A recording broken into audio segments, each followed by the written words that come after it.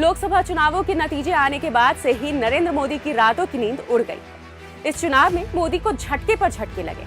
पहला तो उनका घमंड टूट गया, 400 पार का गुब्बारा फूट गया, जिसे उन्हें वैशाखी वाली सरकार बनानी पड़ रही। जनता ने उनके जुमलों से सजे महल को ढहा दिया, साथ ही उनके संविधान बदलने और आरक्षण खत्म करने के मंसूबों पर पानी फेर दिया। इस बार मोदी बीजेपी के 10 साल के अन्यायकाल के खिलाफ 58% लोगों ने मतदान किया।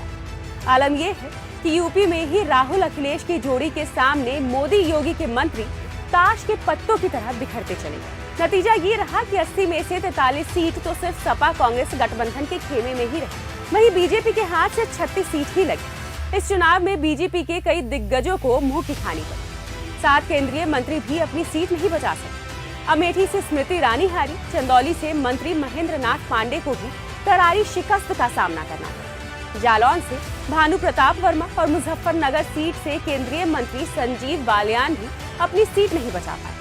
लखीमपुर से अमित शाह के साथ काम करने वाले केंद्रीय गृह राज्य मंत्री अजय मिश्र टेनी भी चुनाव हारे। यूपी में इंडिया गठबंधन के तूफान के सामने बीजेपी के परखच्चे उड़ गए। दूसरी तरफ योगी सरकार के मंत्री जयवीर सिंह मैनपुरी में डिंपल यादव के सामने कहीं नहीं टिके, तो वहीं रायबरेली लोकसभा सीट से दिनेश प्रताप सिंह भी जननायक राहुल गांधी के सामने कहीं नजर नहीं आए।